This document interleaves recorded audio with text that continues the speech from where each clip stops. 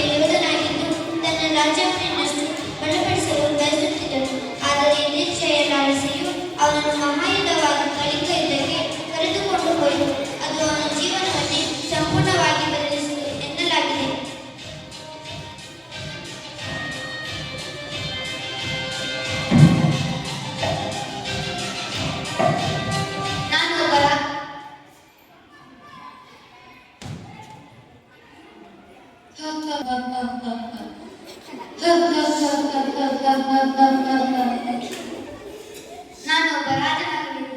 ಶಕ್ತಿಶಾಲಿಯಾದ ಮೌರ್ಯ ಸಾಮ್ರಾಜ್ಯನ ವಿಸ್ತರಿಸಬೇಕು.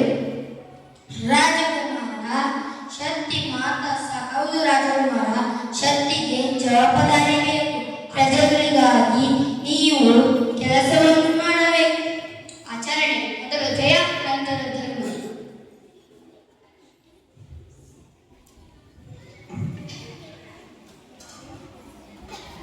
ರಾಜ, ನಾವು ಜಯಿಸಿದ್ದೇವೆ, ಆದರೆ ಹೇಗೆ ವಿಜಯ?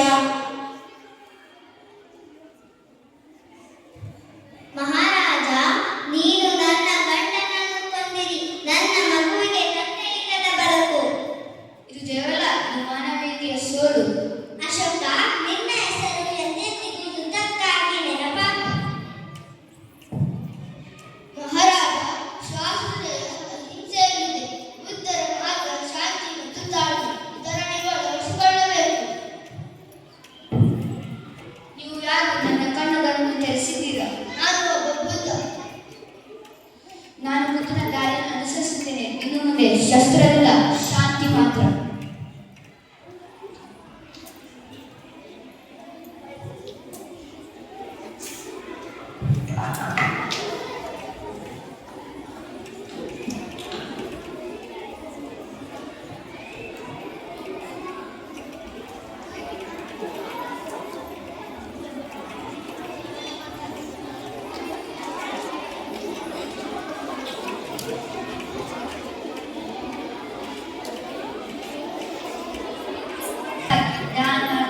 ಭಕ್ತಿ ಸತ್ಯ ಇರುವುದಿಲ್ಲ.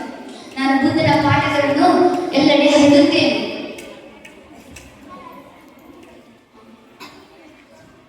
ಮಹಾರಾಜ, ನಿಮ್ಮ ಆದೇಶದಂತೆ ಶಿಲಾಶಾಸನ ಎಲ್ಲೆಡೆ ಸ್ಥಾಪನೆಗೊಂಡಿದೆ.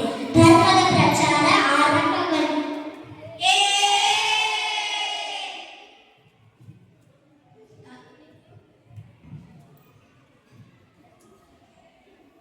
ನಾನು ರಾಜನಾಗಿರುವುದು, ಆದರೆ ಧರ್ಮದಲ್ಲಿ ಪ್ರೀತಿಯನ್ನು ಹೇಳೋಣ.